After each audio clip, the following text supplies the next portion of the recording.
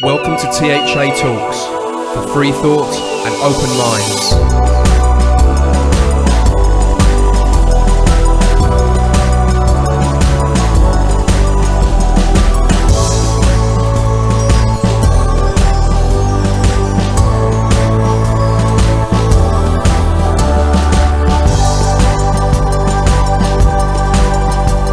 Hello, I'm Paul Obatelli and you're listening to edition 71 of THA Talks, the alternative podcast show from the UK, bringing you weekly shows and all the best interviews we can get our sticky mitts on.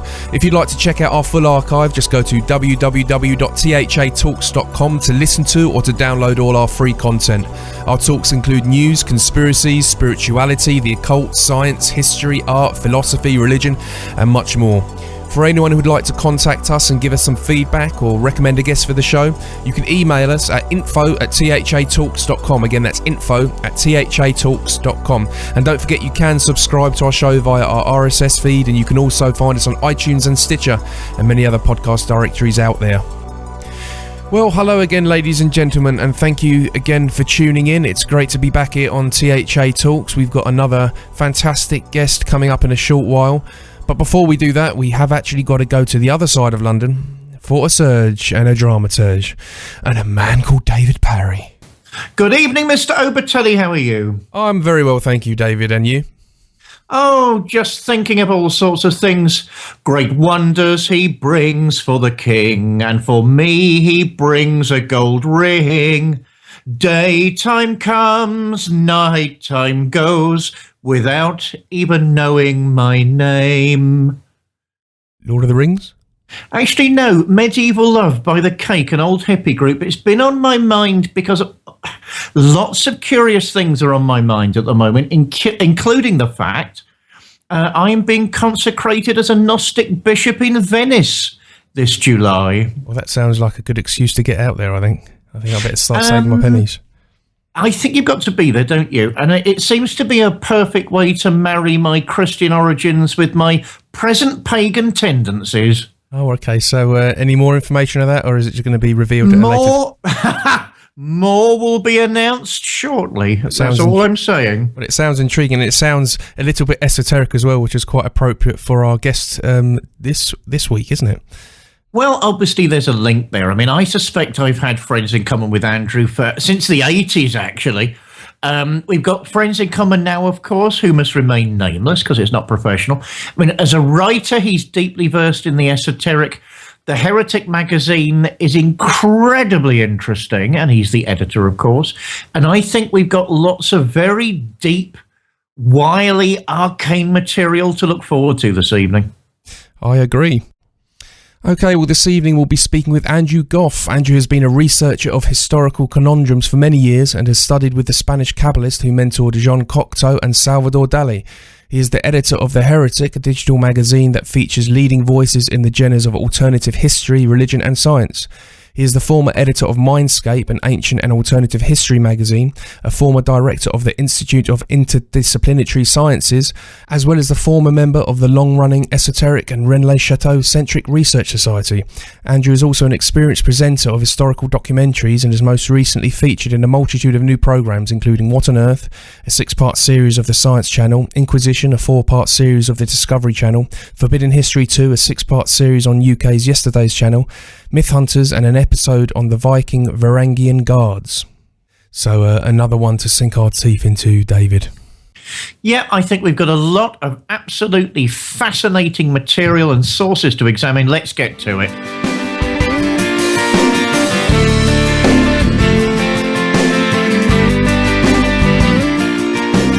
Andrew, welcome to the talks. Thank you very much. It's great to be on your show.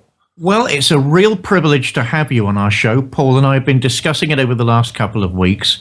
I think you're relatively new to Paul, but as I was saying off air a moment ago, you and I have been circling each other for a number of years. We have, absolutely. Well, I mean, you're a friend, you're certainly a colleague, and you're a man of great arcane knowledge, which we want to explore not only about Rennes Le Chateau, but primarily on this particular edition, if you're comfortable with that. That sounds great. Well, let's have something general to begin with. I mean, I recall seeing Henry Lincoln on the BBC years ago. And I suppose because of that rather cryptic, awfully staid presentation he gave himself, being prompted to go out a couple of years later and getting the Holy Blood and the Holy Grail, I can't say for me it was a life-transforming experience. It was very, very interesting, but it didn't really grip me, I suppose, in the way it gripped huge numbers of other people. What do you think they were really trying to unpack with that entire project?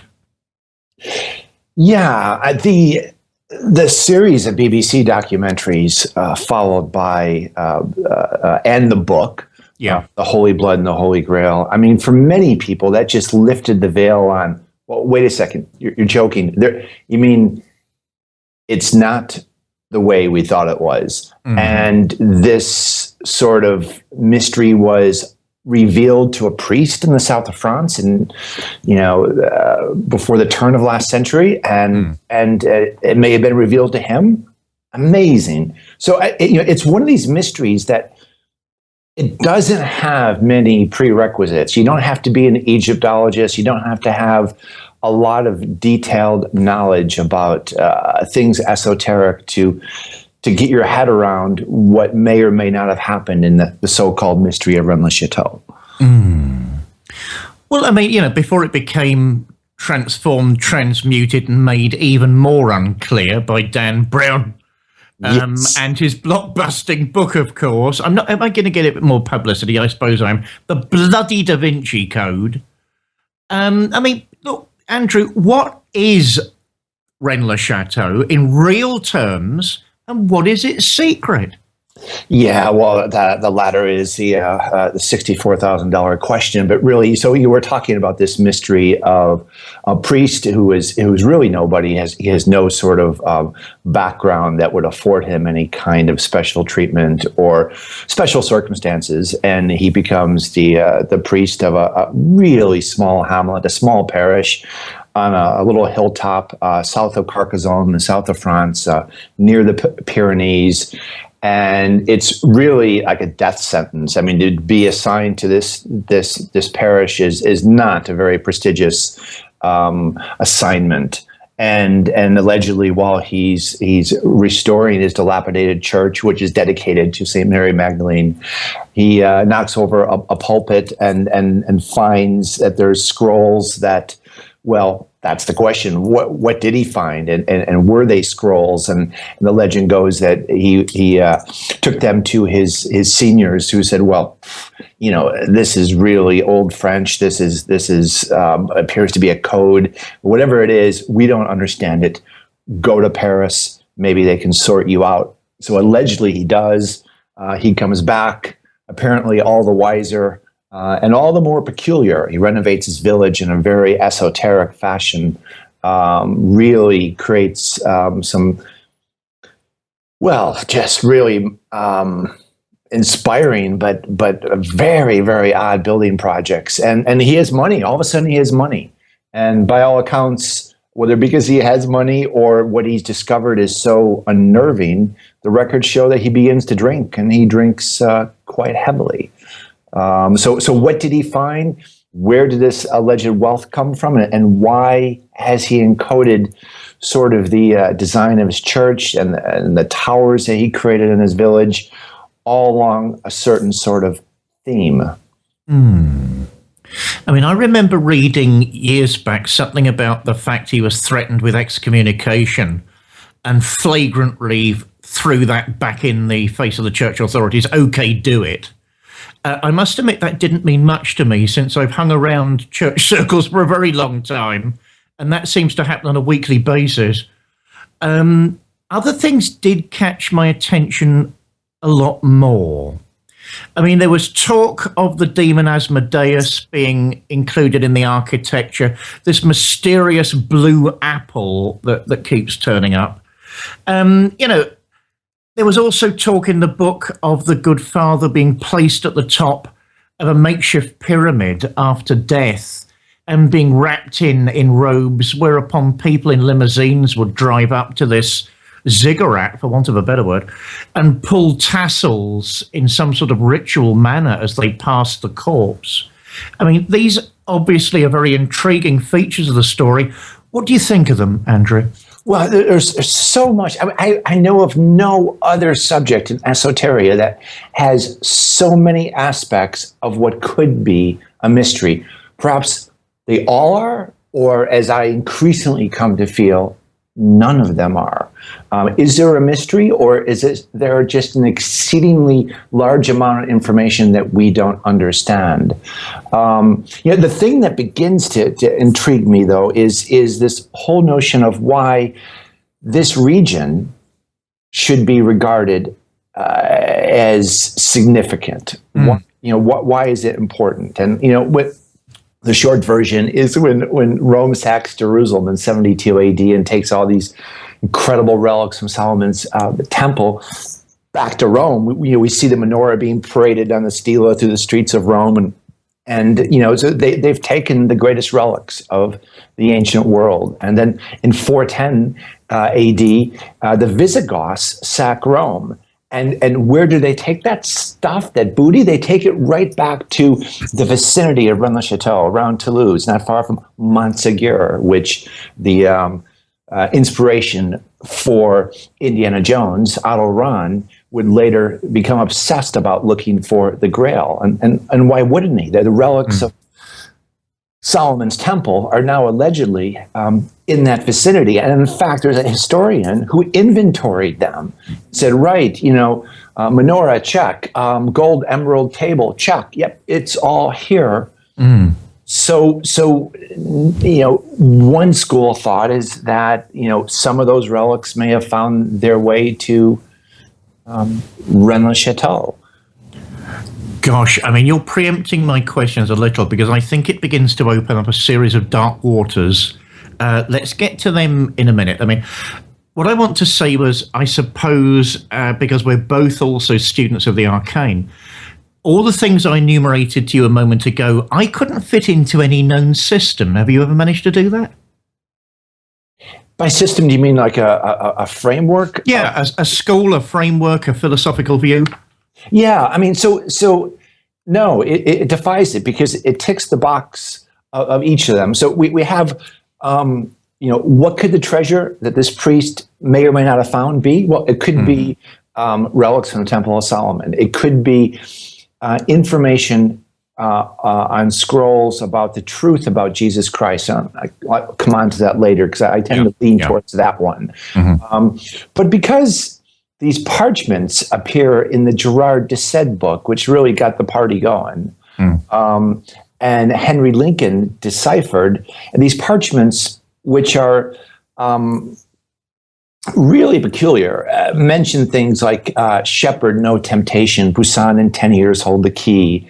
So all of a sudden, Nicholas Poussin is thrown into the mix. So sacred geometry.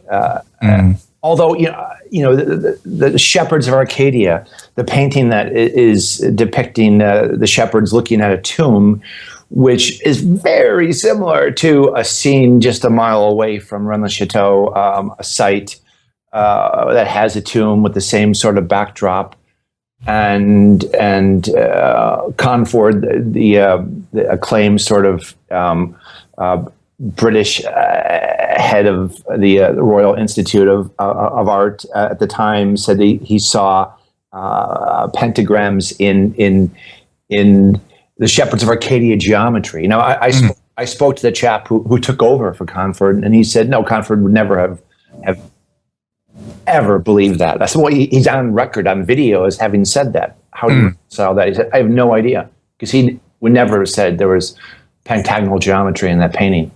But so anyway, I mean, it has many, many different facets of what it could be, and that is, the great allure of the mystery. Well, I mean, you certainly opened up a mare's nest there, haven't you? I mean, the links with art, very, very serious art, go on and on. I mean, I recall many years ago seeing that wonderful mural by Jean Cocteau in Notre Dame de France, just off Leicester Square. Excuse me. And of course, it's highly suggestive about what's going on at the scene of the crucifixion. But again, I think we mustn't preempt too much. The Priory of Sion, this secret, mysterious organization that's meant to be behind all of these machinations, at least according to some. Who are they? What are they? And what are they trying to do? I'll tell you why I get disturbed by some of those questions. It always seems to me extreme right-wing in its tendencies. I mean, am I off beam with that? And what's your overview, Andrew? Yeah, no, I suppose I go against the grain. I'm not sure which way the grain goes these days, but I know the feeling. yeah. I mean, I don't believe in the ancient origins of the Priory of Sion. I believe that are traced back to 1956 when Pierre Plantard created the organization for his own, really lighthearted purposes, I think. And, fast forward to the days of Henry Lincoln when he's on the BBC documentary with Pierre Plantard and he's showing him all these things that he's found in Rennes Le Chateau, and the look on Pierre Plantard's face is one of just incredulousness. And I'm like, well, you can't, of course it is, because he made it all up. Plantard and a chap by the name of Philip de Cherici had a radio, de Cherici had a radio program where he actually, took fun out of the listeners by deceiving them. And he actually confesses to orchestrating the whole thing. And he writes a paper describing how he did it. But nobody wants to believe it. They think it's a double bluff. That's extraordinary. That's absolutely extraordinary. Well, I mean, we're both putting off the inevitable, aren't we? Let's get to it. Jesus Christ.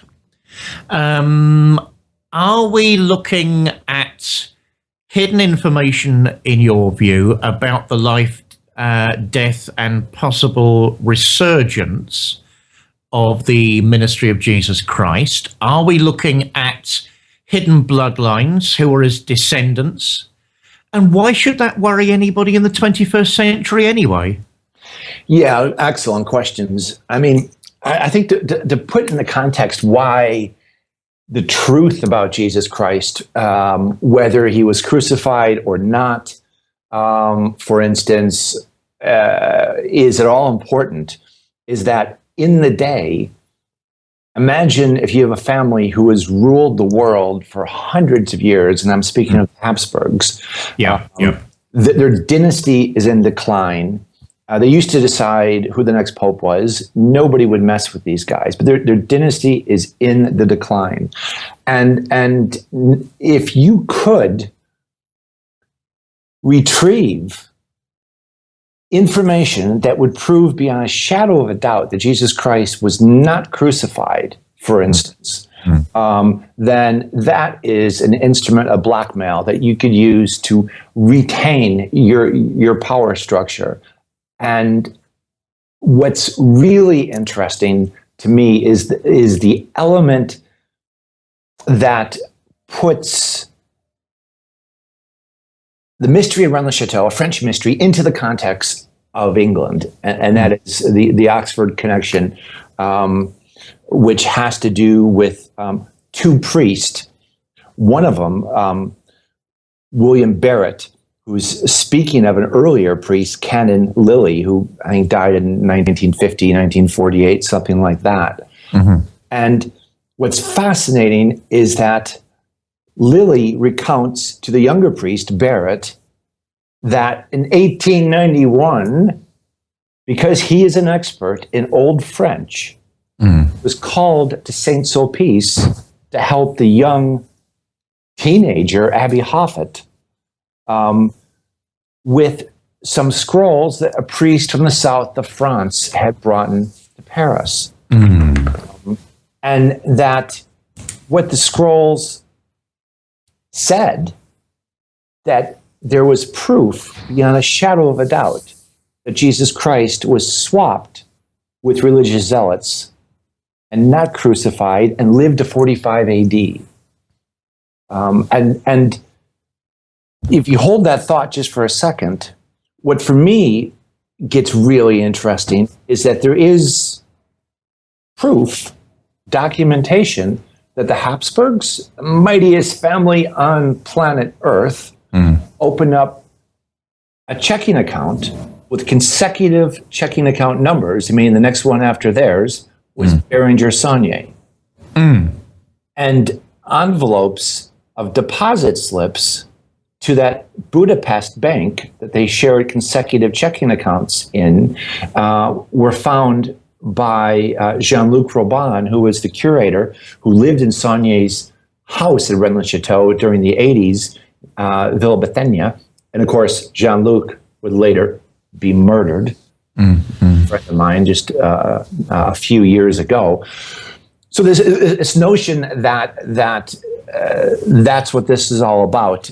And the Habsburgs were involved and perhaps knew that in that church there was some information that had been preserved that could prove this. Saunière never discovered anything. He was told where to look. And in fact, one of the Habsburgs, so imagine the most powerful family in the planet sending one of their own to this remote, inhospitable, tiny little village.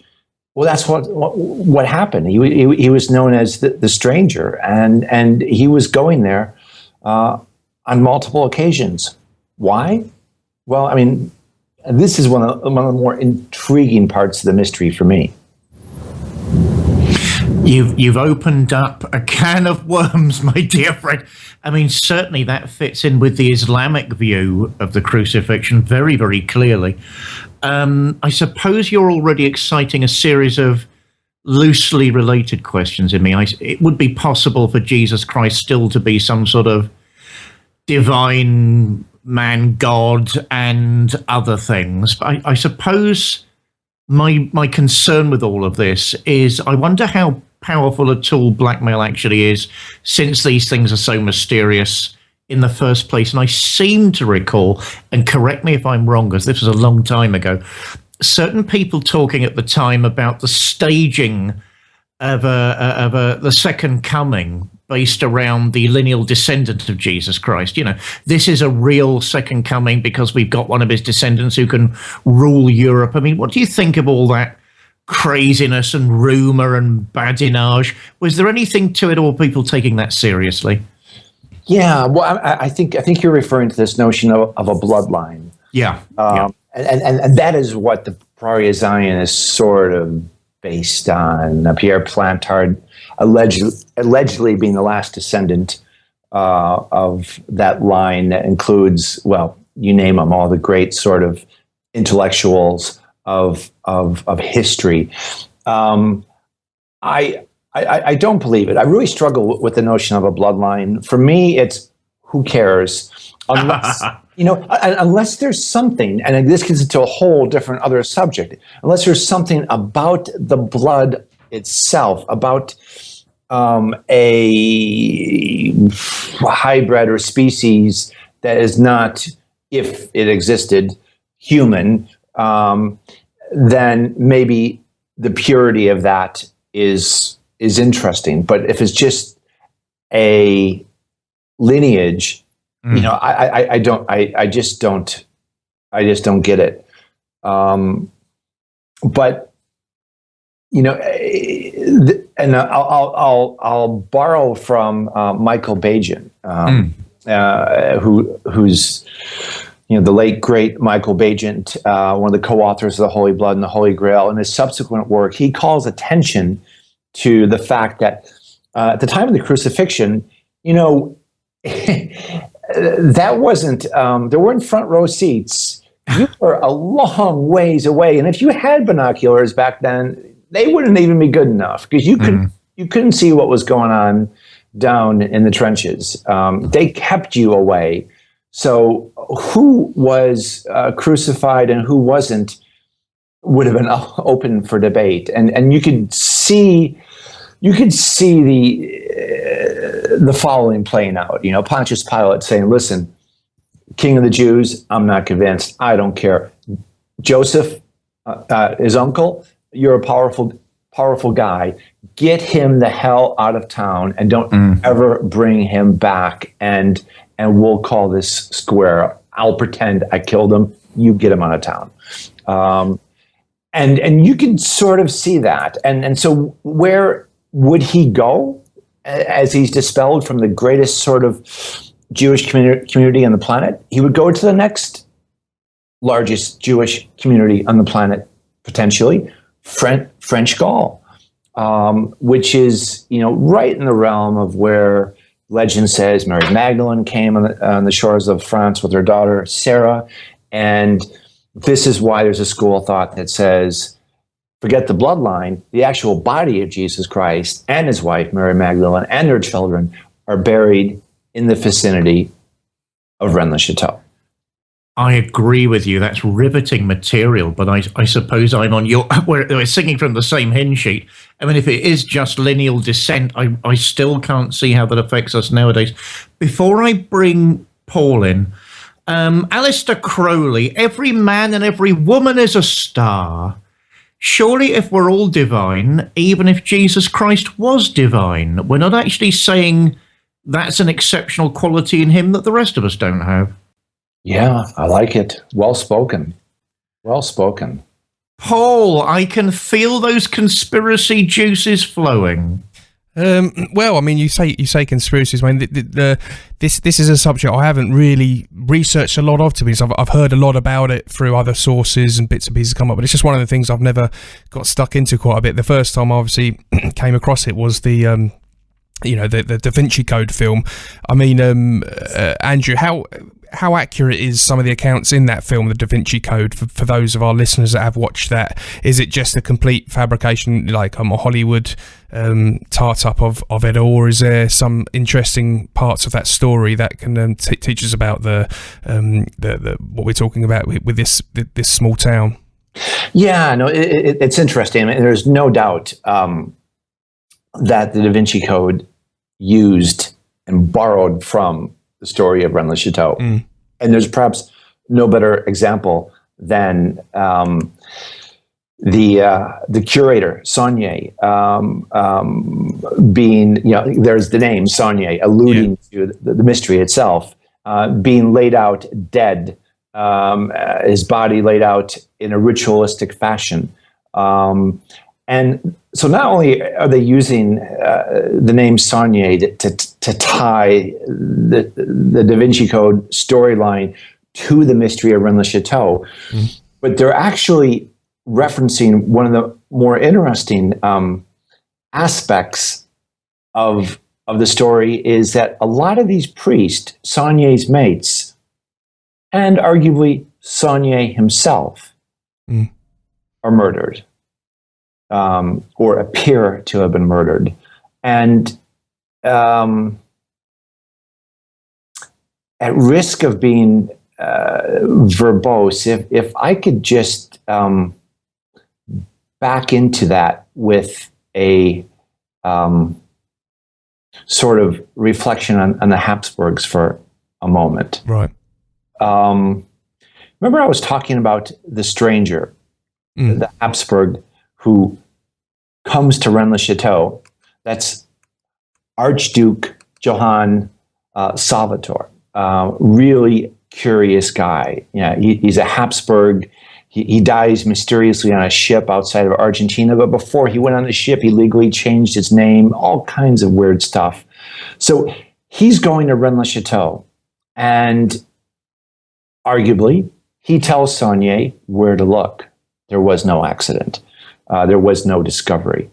So the person who would have told him where to look was the Kaiser Franz Joseph, the commander of the Habsburg family, who was trying to prevent his dynasty from being in decline.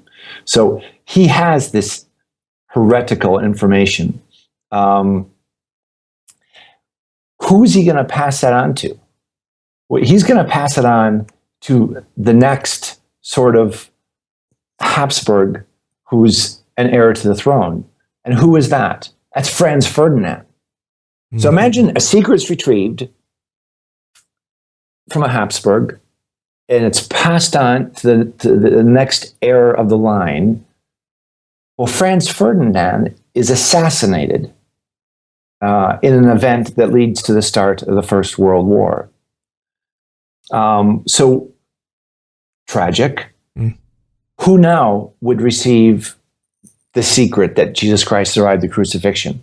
Who is that going to be preserved with? Because Kaiser Franz Joseph is dead now. He died in 1916. And by the way, when he died, within 60 days, Saunière was dead. So it would have passed to Karl Franz Joseph. Karl Franz Joseph was not a good man. But yet, what happened? He was canonized. He was made a saint. So, of the two people that this secret would have been given to, one of them was assassinated, leading to World War I. The other one was made a saint. Did the other one, Franz Joseph, did he give up the secret, like the priest in Oxford said happened, to Rome in order to become a saint? So the secret is really charged, and going back to your question, the long-winded answer about the Da Vinci Code, and the curator Saunière being laid out on the floor in this ritualistic fashion. Well, that's a direct reference to Abbé Gelée, who was Saunière's buddy. They could see each other's churches from their villages. Yeah. And he was just brutally murdered. I mean, bludgeoned to the head, 13, 14 times, the brain exposed in 3 places, absolutely loads of valuables in his home, all left undisturbed. They came to kill him and to shut him up. So when I'm thinking that this mystery is a mystery and there's some credence to it, I'm thinking that the events are along the lines of heretical information, which a family whose power was in decline tried to retrieve to preserve their livelihood, and people were being killed who were entrusted to conceal this information. Okay, people look at a lot of secret societies, like the Illuminati and stuff like that. Like we've just had a guest on, Joseph Wages, talking to us about the Illuminati, and also the Freemasons, and we can go back to the Knights Templar and so on. And I mean, do you think we look at these groups and they definitely have some kind of knowledge that they've had from somewhere? You get the feeling they haven't just created it from thin air. It's been found from somewhere. Have you come across any information that suggests it's come from places like Rennes Le Chateau? Wow, it's a really good question. That's another layer of the mysteries is, where did Saunière get his money? If you look at his regalia in the museum there, to this day, you can see that there is Masonic symbolism, and not just Masonic, but Martianist and other symbolism that suggest, one school of thought suggests that he was selling masses for the dead. So when you die, he'll say masses so that your soul goes to the right place. Yeah. So you'll pay him while you're alive, so that when you're dead, he takes care of your soul. But there's an organization, Losange, that takes that a step further, where they perform rituals on your body when you're dead, to ensure that your soul gets to the next correct place. It doesn't matter if you lived a good life or bad, your soul could still be trapped and not get to the place where it needs to find peace. So there was a movement, and there still is. In fact, just watch it this coming weekend, Easter in Perpignan. You'll see these men with these sort of incredible regalia that looks like the KKK, but it's not. It's this ancient sort of society that whose job is to help pass souls to their rightful place. So that sounds a little bit like ancient Egypt, what they used to do. Yeah. So I mean, so was it Masonic, Martinist? What was it? Was it Losange? And the whole area is Cathar. again, and the whole area is where the relics of Solomon's temple are said to have been brought in. And that brings up so the greatest mystery hunter of all time, Otto Rahn, went down there, and he knew that Wolfgang Eschenbach, who wrote Parsifal, only wrote history, never wrote fiction. So when he writes Parsifal, and he's talking about the Grail and these rituals, he knows he's talking about historical stuff. So he goes there, and he doesn't want to leave. And in fact, he fabricates the fact that he's finding swastikas on caves in the area around Rennes Le Chateau, just to show Hitler and Himmler that here's signs of the Aryan race. Let me stay. I'm close to finding what you sent me here for. And he wrote a couple books about his time down there. So the greatest Grail hunter of all time thought that the treasures that were to be found, which could be anywhere, were around Rennes Le Chateau. Then that says a lot about what there was potentially there to find in the first place. Right, yeah. You've got another question before we get David back on the scene. One of the things flicking through Google I was checking out was quite interesting was the money pit mystery from Oak Island. Do you know much about that one?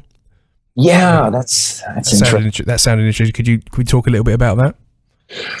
Yeah, no, Oak Island is a whole another story, and equally, it's funny you should mention, because it's just like Rennes Le Chateau in that it could be absolutely nothing, or it could be the greatest mystery of our time. And so, what was hidden in Oak Island? And is it part of this treasure that was preserved by, the Knights Templar? And the Knights Templar, that was a fact, was it? It definitely was. Well, I mean, nobody has found anything of any sort of substance in Oak Island, just like Rennes Le Chateau. Well, but I mean, they were definitely the Knights Templar were definitely protecting something. Yes. There. Okay. Yes. Right. Yes. Well, I mean, the Knights Templar. There's Templar precincts all around that area in the south of France, around Rennes Le Chateau, and that's a fact. So what are they doing there? Well, any number of reasons, but a lot of people link the mystery of Rennes Le Chateau with the mystery of Oak Island, which is Treasure Island, which is this 40 feet below 2 million pounds are buried sort of mythology back in 1880 something or other. And I'm not convinced that they both aren't red herrings. So I guess the common denominator between the two would be the Knights Templar. Yeah. Could it be could the Holy Grail be something to do with alchemy, perhaps? That's an interesting idea. Yeah, I mean, Welsh traditions would call the Holy Grail a platter, which sounds an awful lot like the Big Dipper, Orion, the Bear, Arthur. I'm a believer that a lot of the mysteries, there was no Sky TV a few thousand years ago. The sky was the TV, and so you would watch the sky and you would see the killing of a bull. And you would act out that mystery school on the ground, and it became Mithraism, and you would, and that's where I think Arthur comes from, and a lot of these sort of mystery schools that we take as read, they're fact. Well, they're actually allegorical for things the ancients saw in the night sky, but both Oak Island and Rennes Le Chateau, what I would say to people who are really keen on those two mysteries is tell me 3 facts about each. Facts. Just facts. Because when you do that, a lot of the noise kind of falls by the wayside. Yeah, well, it's definitely all thought-provoking stuff, that's for sure. David.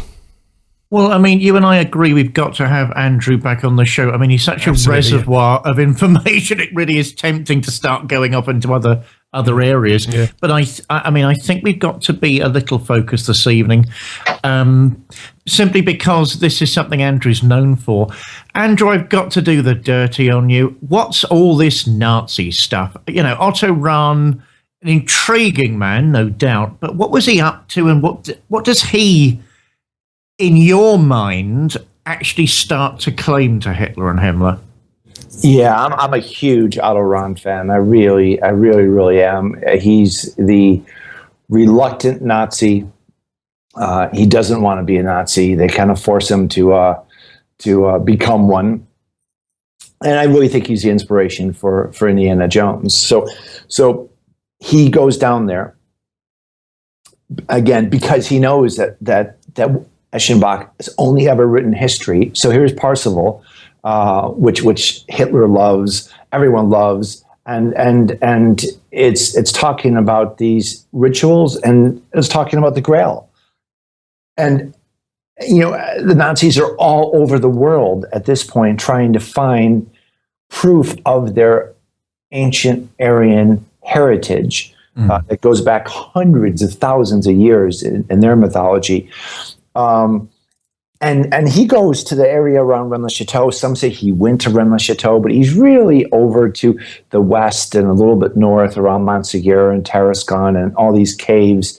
And he's befriended by a Frenchman who takes him under his wing, who knows all this stuff, Godal, and he just becomes enamored with what the Cathars may or may not have known, and he explores the Cathar caves, and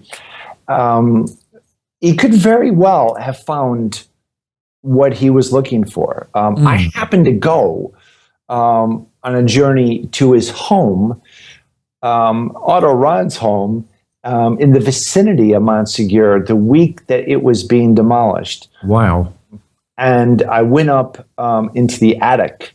The whole thing was about to be just destroyed within 48 hours. And it was already in shambles.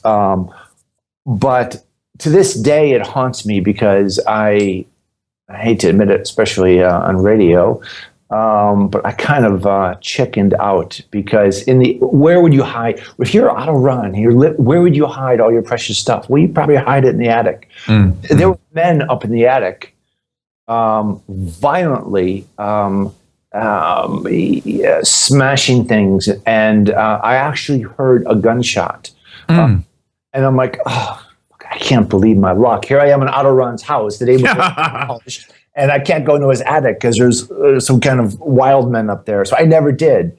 But he is famed for sending back pictures to Himmler, who, of course, gave him to Hitler, of swastikas, which he drew himself on the walls of the Cathar caves to say, hey, look, the Aryan race extends down to the south of France. Let me stay longer, because he doesn't want to go back.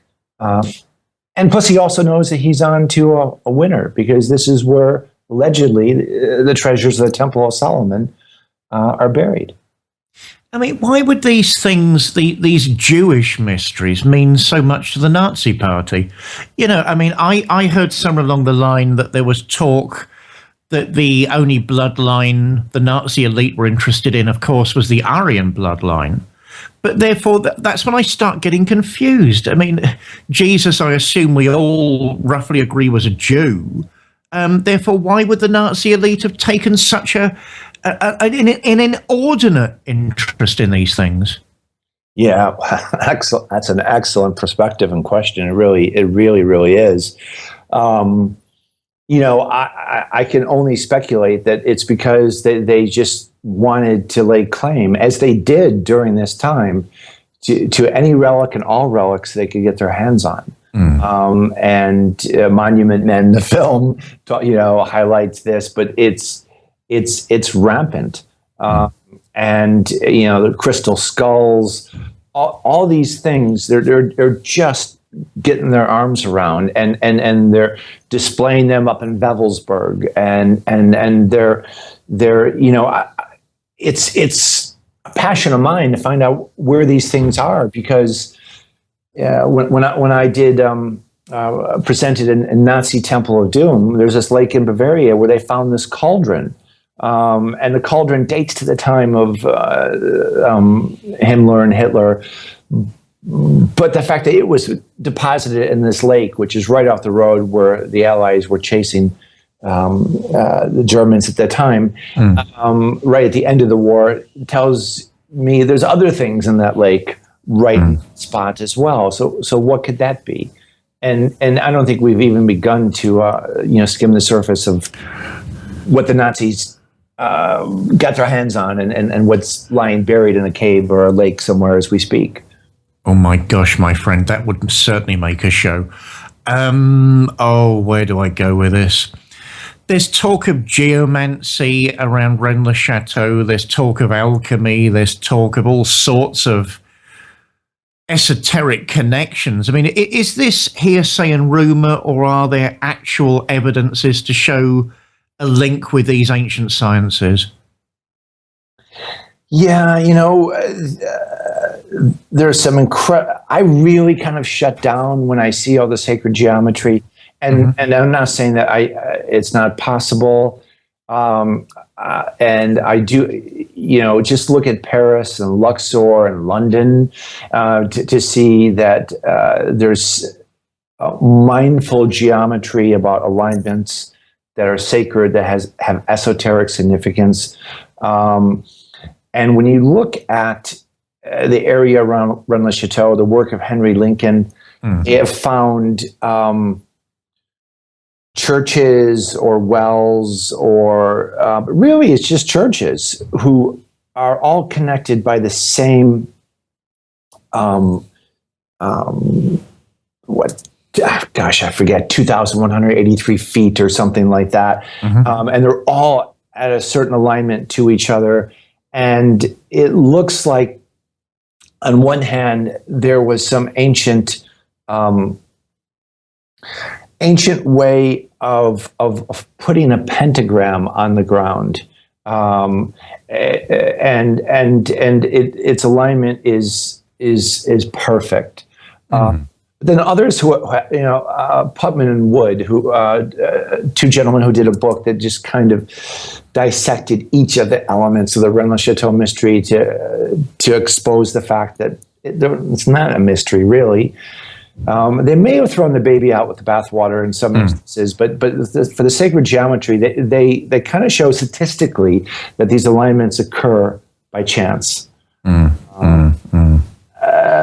But Henry Lincoln's gone on to show that up in the Nordics there's similar alignments, and I'm not one to dismiss those. I definitely understand and appreciate the as above, so below. There's many examples of where that's been enforced. So if that is what, and it leads to so many other discussions about sacred cities of Luxor and Athens, and all these places are aligned on grids and at certain degrees from each other.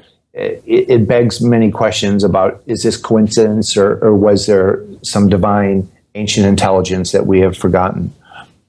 Oh, gosh, Andrew, you are wonderful. Are you on a Grail quest yourself? I mean, you mentioned some luminaries which have influenced me a lot. I mean, von Eschenbach, the great poet, of course. I suppose you could say his Grail quest was poetic. I suppose for Wagner, analogously, his would have been operatic. Do you see yourself as on some sort of Grail quest? Are you a holy knight in search of arcane secrets, or do you think that's just Uncle David getting carried away with the moment? Well, I love a good Grail quest, and I get really sort of annoyed is probably too harsh of a word, but disappointed when people morph it into, the Grail is within, and it's all about our aspirations. And yes, but life is that. But don't call that the Grail. I mean, that's being allegorical. Fine, but the word Grail, what's the first reference to it? And there's a bit of a debate. Is it the platter, the head on the platter, or a stone from heaven? as Eschenbach writes about, and that to me gets really, really interesting, because a stone from heaven is a meteorite, and there's nothing that would have wreaked havoc on our planet more than meteorites. And one of my favorite pieces of research is the meteorite that was worshipped as Cabela outside of Ankara, Turkey. And when meteorites started falling on Rome around 200 BC, I think it is, I'm a little rusty here, they were losing the war to Hannibal, and meteorites were falling, so they consulted the Sibylline texts, which were written by bee priestesses in hexameter format, and they said, "Oh, this is really bad. You're going to have to go get the mother goddess. She's a bee goddess. She lives in Turkey. Go get her." So they go and they get her. They bring her back to Rome. She comes. The stone comes. The meteorite comes with its own priesthood, who have castrated themselves years ago in respect to the stone. And when the stone arrives in Rome, there's a castration frenzy, and the Senate has to pass policy saying you will be jailed and stripped of your wealth if you continue to castrate yourself. Stop that. And so they put this black stone, this meteorite, into a temple on Palatine Hill, and it's worshipped for a few hundred years. But then it disappears. But it disappears the very time that the black stone, the meteorite at Mecca, appears.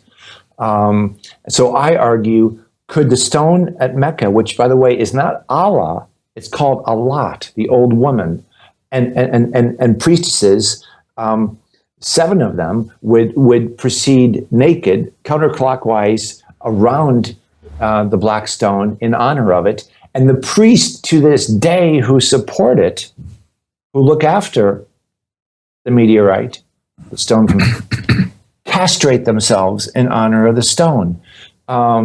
So I wonder if the stone of Mecca is not the Holy Grail, a stone from heaven, and the greatest pilgrimage site in the world, respectfully, is not just about Allah. It can be about Allah, of course it can, but its original orientation was a goddess, and one that could be associated with the Grail itself.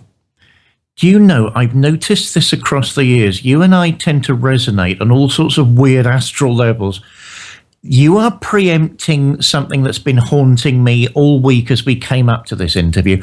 I mean, I remember reading some Slavonic sources years ago where the interview between Pontius Pilate and Jesus Christ has a slightly different spin. I mean, he's called into the sort of a chamber where Pontius Pilate is holding court, and effectively in these stories, Pontius Pilate tries to make him a political deal and says, look, if you back me to keep Judea nice and calm and safe, I will back you to be king of the Jews. And I remember reading, Jesus then says the line, my kingdom is not of this world, to which Pilate makes a joke in Greek. Sir, you are not the Christos, the anointed, you are Christos, an idiot.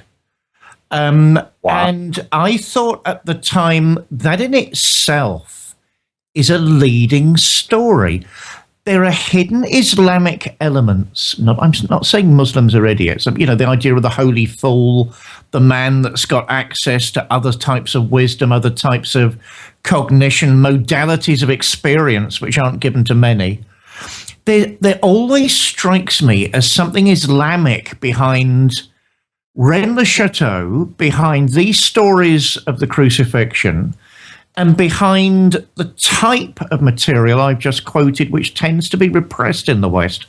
Do you think there's some sort of Islamic mystical or Islamic theological bent to all of this, Andrew? Wow, that's a loaded question. I mean, yeah, Yeah, I've been living in Istanbul for 2 years and just recently moved back to London. And I think Istanbul is the greatest city in the planet. Turkey's extraordinary. Yeah. I'm just in love with that city and its people and its history. And you go to the Islamic Technology Museum. They gave us the Renaissance, and we owe so much to the great thinkers and architects. We all wax lyrical about Christopher Wren. He's amazing. But there's architects in the Islamic world that are that would just blow your mind. Yeah. Yeah. So yeah, and there's so many people claim that there's a supernatural element to Rennes Le Chateau. I don't have that kind of receptivity, but people who I really respect do, and they have shared just incredible visions of demonic kind of energies and entities there, which is interesting because in Sauniere's, I think it's his kitchen or whatever, the rooms in his home, beneath the floorboard, there was, I think it was an Arabic book of spells that was really ancient, like 12th century, and used to repel evil spirits, the jinn and that sort of thing. So I don't know. I think we owe loads and loads to the Islamic culture. And if you look at Parsifal, you look at some of the characters in Parsifal, his brother, there is a whole element that is very, very Eastern. And it could very well be that's where the legends of the Grail originate. I think we both share a passion for mystical Islam, and Turkic cultures are absolutely mind-blowing. Paul, is there anything you want to contribute at this stage, this very late stage, because we're getting to that time? Yeah, no, we are just about at that time. I think you've hogged that one, David. Terrible hog you are today. I'll let you off this. We definitely have to get you back on, Andrew, and I'll let our listeners know your website's fantastic. It looks brilliant, I must say. Looking at it now, it looks great, and it's got so much subjects here. I'm just flicking through it now. So listeners, go and check out andrewgoff.co.uk. Some brilliant stuff there, and thank you for coming on, Andrew. And yeah, it would be fantastic to get you back on to cover one of these huge subjects that you've got on your website. There's so many of them. I would love that. Thank you. It's been a pleasure, guys. Thanks so much.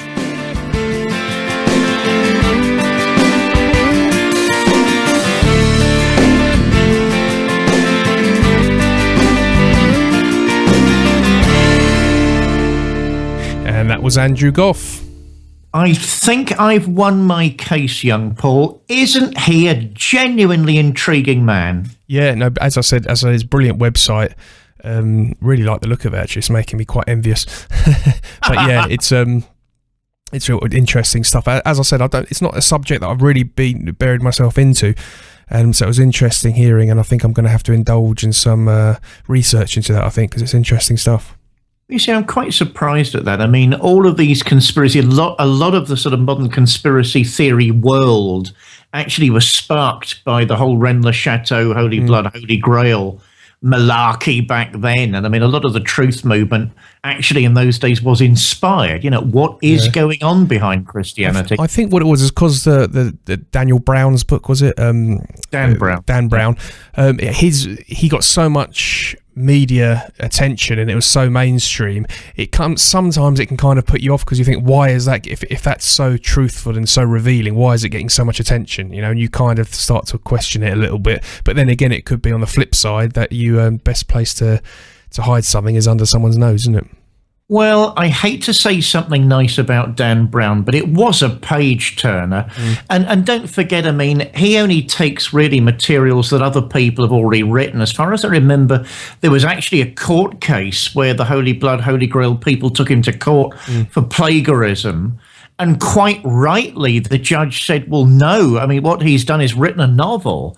You are claiming these are historical facts. This is an historical investigation. Therefore, it is quite different in genre. And apparently the Holy Blood, Holy Grail people had their nose put out of joint, which is a shame because they were the originators. But at the end of the day, the judge was right. I mean, the guy'd written a novel based on material which was already popular. Yes, no, it's you do get that in this in the media world. A lot of when there's money involved, you do get a lot of stuff like that, don't you? Paul, we've both suffered from that. I'm sure without saying anything on air, we know the problem. Indeed, and we're going to move on from that one. Well, coming up on the show, we've got Stuart Pearce, who's going to come on and talk to us about his voice coaching skills, which has an esoteric tinge to it all. Really interesting perspective he has on things there, so we'll be looking forward to that one. Lawrence Brightman's coming on for that talk on remote viewing, and probably a few other bits and pieces there. Interesting guy. And Santos Bonucci, who's going to come on with some more esoteric talk. I mean, that's another chap who's going to... I think we're going to have about 20 hours for that one. But yeah, we've got lots of good stuff coming up. Thanks again for tuning in, people. Thanks for downloading this show. If you can afford it, go to our website and chuck us over a small donation. It will be appreciated and help us develop the show. Also, keep downloading the show and tell your friends about it. And anything else you'd like to add, David? Easter's coming. Send us some Easter gifts. No, not really. I think 20 hours might not nearly be long enough for the guest you mentioned a minute ago, Bonucci. Yeah. No. We've got some good people on the way up. Keep listening, guys. And we shall be speaking to you soon. Bye-bye. Chowsy.